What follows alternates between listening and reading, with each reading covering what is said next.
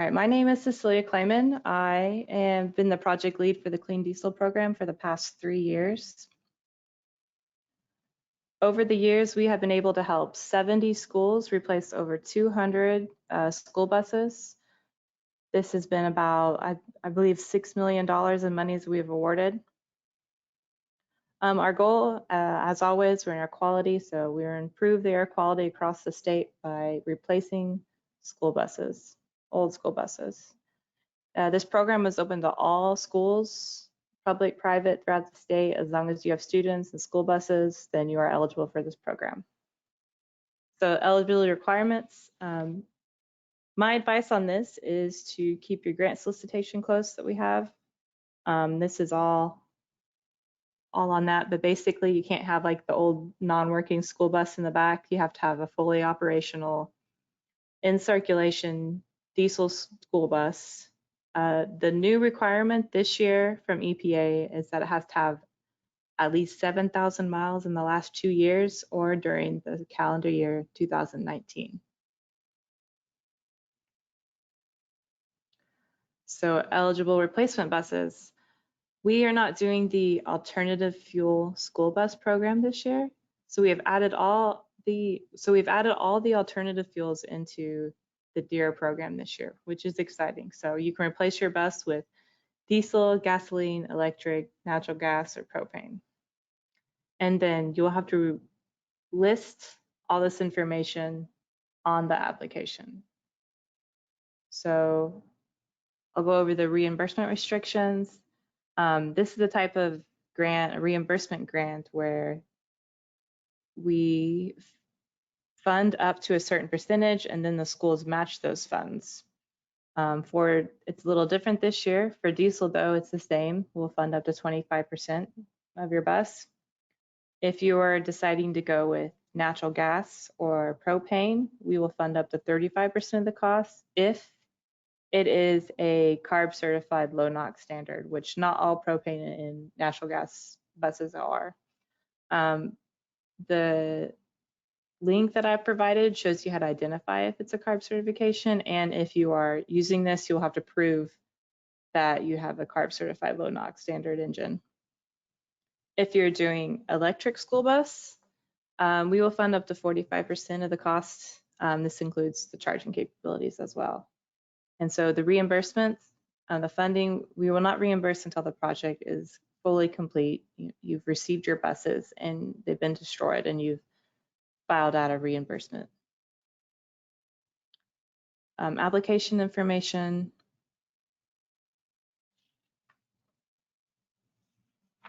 So all schools are encouraged to apply. Some years we even have money left over. Some years it's tight, but a lot of the years we have money left over. So even if you don't think you have a great chance, I would still encourage every school to apply. But we do score the applications. And what we are looking for is the greatest emission reductions for the greatest population at the least cost in awarded monies. So cost effectiveness means that the school with the higher percentage of matching funds will be scored higher. So, we do the 20 for diesel is 25%, so you'd match 75, but if you were to match more, we get more points. For emissions reductions, we use the diesel emissions quantifier. It's a tool to do the emissions reduction calculations, and it's a tool that the EPA has. For priority areas, so we have 17 potential non-attainment counties in the state. The big ones, obviously, Tulsa, Oklahoma, Cleveland, Canadian. For high traffic corridors, think, your interstates, your highways, but this also includes like warehouses. In the town, we have the Amazon warehouse. Any area that you think would have high diesel emissions, I would put that on your application. For federal class 1 area, we only have one of those in the state, and that's the Wichita Mountains. So we've put a lot of work into our applications over the years, each year tinkering with it, trying to make it as easy to fill out and understand as possible. But you can always call me if you have any questions over it. So application timeline. The next timeline coming up is the screening deadline. It's next Friday, the 26th. And that's basically, I will look over your application and I will make sure your buses are eligible. And if not, then tell you and you can reapply with a different bus. So I believe it's been really helpful for a lot of schools. I like doing it to make sure that we're not throwing out applications that could have easily been fixed. The applications are due on December 10th. They can be emailed to us or mailed. It doesn't matter as long as we get them by December 10th at 4:30 p.m. We will announce awards. We estimate February. Sometimes it could take a little longer because we have to get the MOAs executed. This means we have to get signatures from the schools and it has to go through legal. So at times it can take a little longer. The project deadline that is September 1st, 2022. The past 2 years we've had to do been longer because of the pandemic, but hopefully we'll be right on track again this year. For electric vehicles, they get an extra year, so that'll be September 2023. Some additional information, even if you've done this program in the past, you are still eligible to apply this year. You can apply every year, it doesn't matter. One thing I wanted to point out was that you cannot use federal funds as matching funds. I know a lot of schools have been getting money this year, the ARP and the ESSER. Just keep in mind that you're not allowed to use those funds for this. And on the application, you'll have to tell us how you are matching funds and like where the money is coming from. For the destruction of your old bus, you have to destroy your bus within 90 days. And we don't tell you where you need to get your bus destroyed, but I will say that most schools take it to a scrap yard to get their bus destroyed. And that was my short little program I had, but I am here every day to answer your questions if you have any, or email, phone, so please feel free to call us anytime.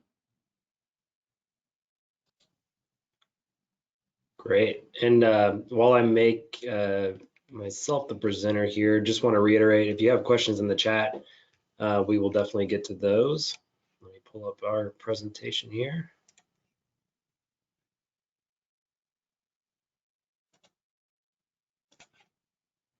All right. With that, I will send it over to Michelle. All right. So welcome everyone. I'm Michelle Merchant, and I am with the Tulsa Area Clean Cities Coalition, which covers the Tulsa metro area as well as Eastern Oklahoma, and we are housed out of the Indian Nations Council of Governments. Go ahead and move to the next slide. Alrighty, so a little bit about Clean Cities to start us off. The Clean Cities program is funded by the U.S. Department of Energy and is made up of nearly 100 Clean Cities coalitions nationwide who work locally to advance our country's economic, environmental, and energy security by supporting fuel savings and emissions reductions efforts in the transportation sector. Clean Cities coalitions help local decision makers and fleets across both public and private sectors to implement alternative and renewable fuels, electrification, idle reduction, fuel economy improvements, new mobility choices, as well as emerging transportation technologies. And there are 2 Clean Cities coalitions in Oklahoma. So I'm with the Tulsa Area Clean Cities Coalition, like I mentioned, and Eric Pollard is with Central Oklahoma Clean Cities, which covers the Oklahoma City area as well as Western Oklahoma. Next slide, please. So the value of Clean Cities and what we do to make a difference. So Clean Cities coalitions help to form partnerships between entities for successful alternative fuels projects. So part of that is, of course, finding funding for these projects. So we notify stakeholders and eligible entities that we know of when funding opportunities come up for clean transportation projects, such as this DERA opportunity. And you can sign up for our Clean Cities Coalition newsletters with whichever coalition covers your school district to ensure that you receive notices we send out for future opportunities like this one. Another thing we do is provide technical assistance to identify the best fuels suited for a fleet's use case. We can also help determine fueling infrastructure needs for those vehicles, as well as assist in related problem solving for projects. Some examples of technical assistance that we can provide to you all as you move through this grant process. So idle reduction policies are part of the required components in your grant proposal for this DERA opportunity. So if you don't already have an idle reduction policy in place, you can contact whichever Clean Cities Coalition covers your school district, and we'd be happy to help you navigate developing one of those policies. We can also assist in determining the best alternative fuel for your use case. So if you're still kind of between which alternative school buses you should use, you can contact us and we might be able to help. And we can also help you to understand the fueling and or charging needs for whichever vehicles you hope to end up with. Another thing we do is support alternative fuels industry in Oklahoma. So we support and sometimes organize events to bring attention to major successes, as well as unveilings of alternative fuels projects. We keep up to date with policy, public policy that's related to alternative fuels. And we also make sure that potentially impacted parties are looped into policy changes that might affect them. We sometimes provide input on policy related to alternative fuels as well. Clean Cities Coalitions also engage in public outreach to educate and inform the general public on alternative fuels transportation options that are widely available and that are available for the public to take advantage of. And we also give presentations to private groups such as like Rotary and Lions groups and schools who are interested in learning about either specific fuels or just generally about clean cities and what we do, and as well as learning about the industry and markets of those fuels in Oklahoma.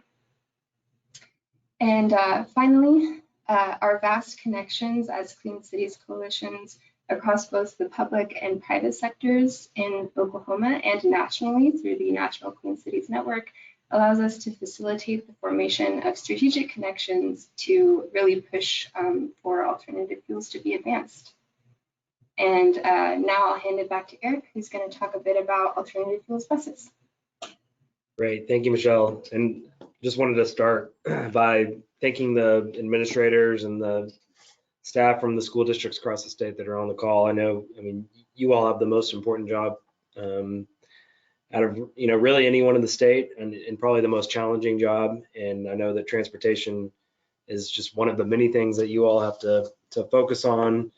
And it's what Michelle and I do on a day-to-day basis. So hopefully we can help at least get you thinking about some things, and then hopefully work with you moving forward, and hopefully get you some grant funding.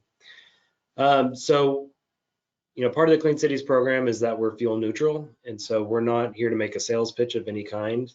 I will say that we would love to get as many fleets on alternative fuels as we can, and that's what we'll talk about today. But we encourage you to get involved with both our coalitions, even if you can't move to alternative fuels. If you're doing things like idle reduction, route optimization, GIS, there's lots of things that are you can do to reduce emissions outside of alternative fuels. We would love to hear about it and love to talk about how we can do more of that around the state.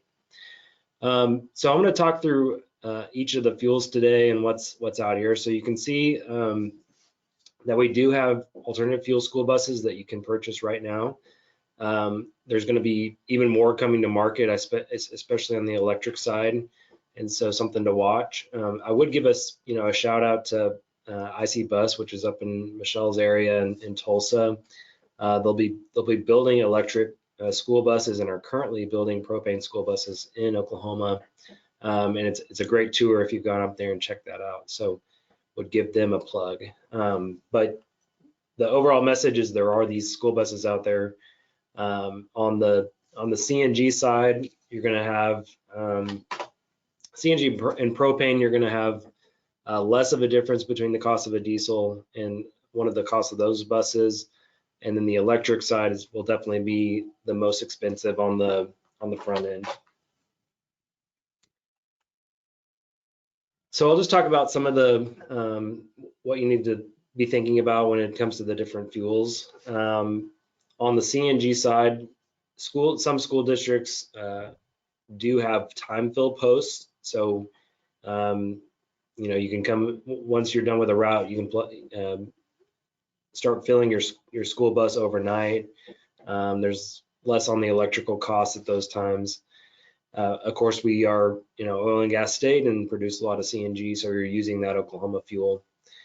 One of the challenges is the cost of fueling equipment when it comes to CNG can be on the higher end. And so if you don't have those existing fueling stations nearby, building a new station can be costly. There are new things coming to market that are trying to reduce that cost, but that is a challenge.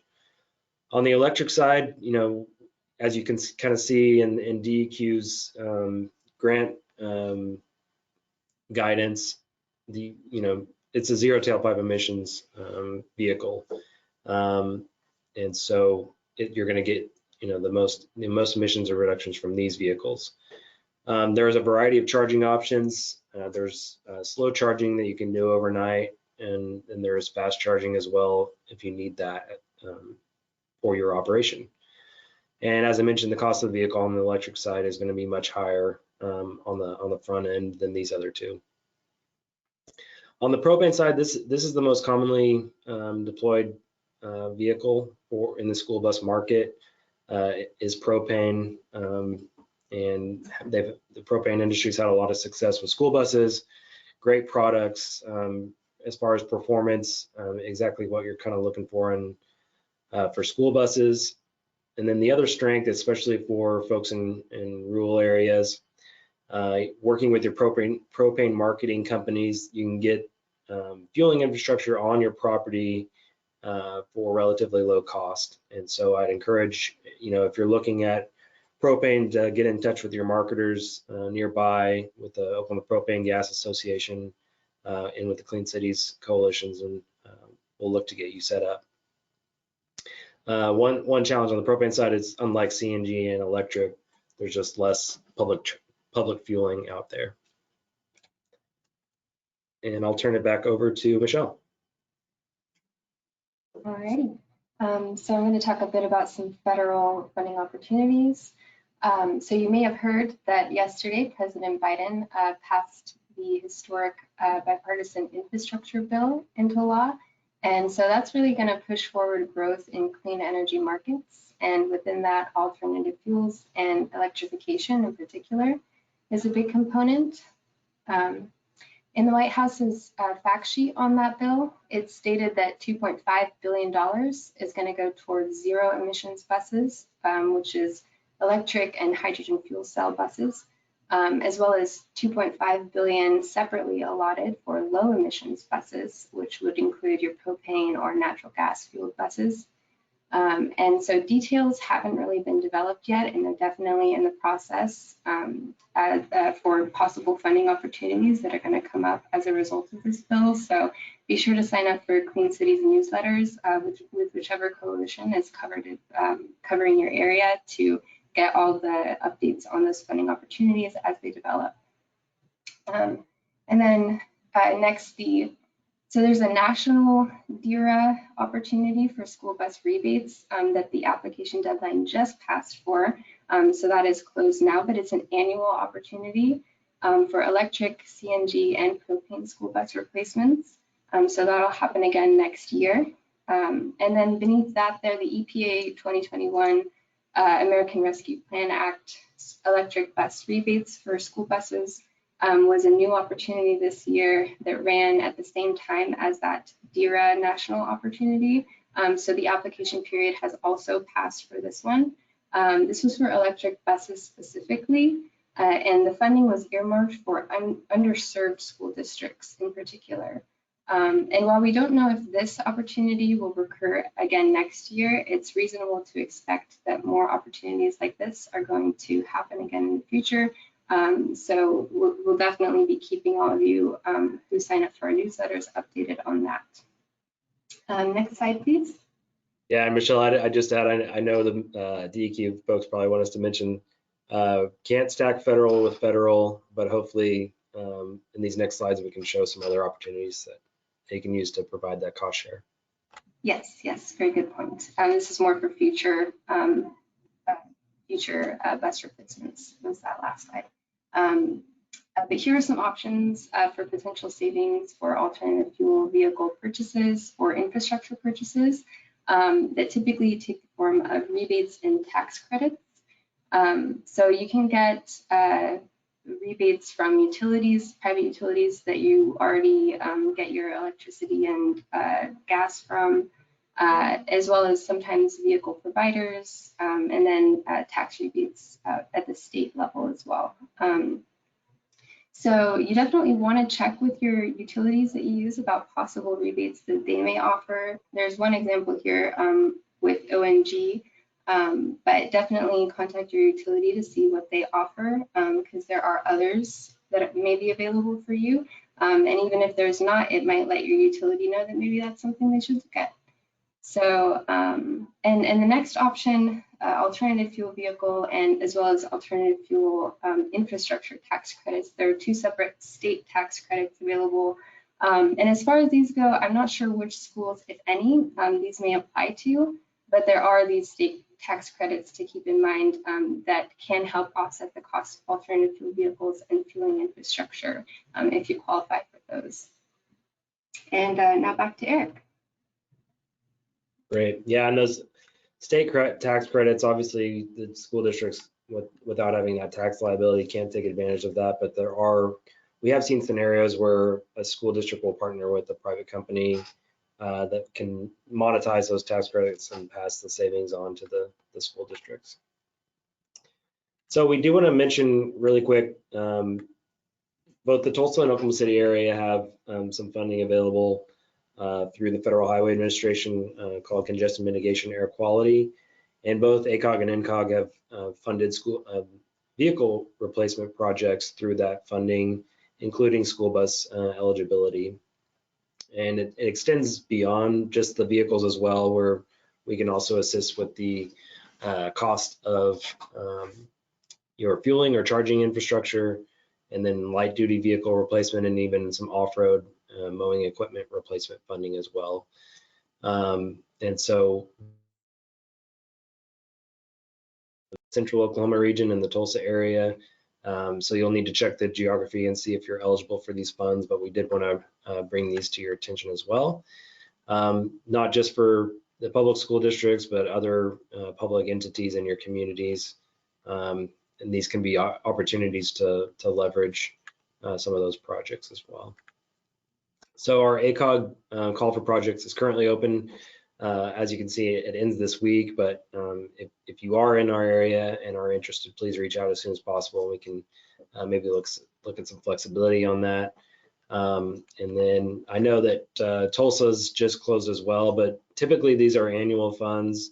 And just like with some of the other projects we've talked about, if you're thinking about any alternative fuel deployments at all, please reach out and we'll connect with the utilities, see what kind of funding opportunities are out there, and some other considerations to start looking at. So with that, we'll take any questions. I'm not seeing anything in the chat or the Q&A so far.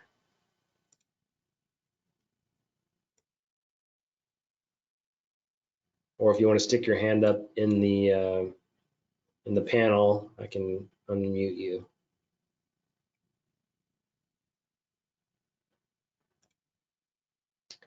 Cecilia or anybody from DEQ, is there anything else you guys wanted to add while we're waiting for questions to come in? No, nothing that I need to add.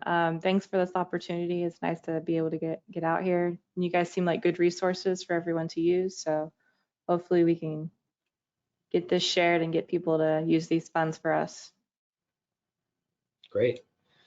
Well, I'm not seeing any questions, so I think we can conclude today's webinar. Thank you all for attending, and please feel free to reach out to Cecilia, DQ, and Michelle or myself. Thanks and have a good day. Thank you all. Thank you all.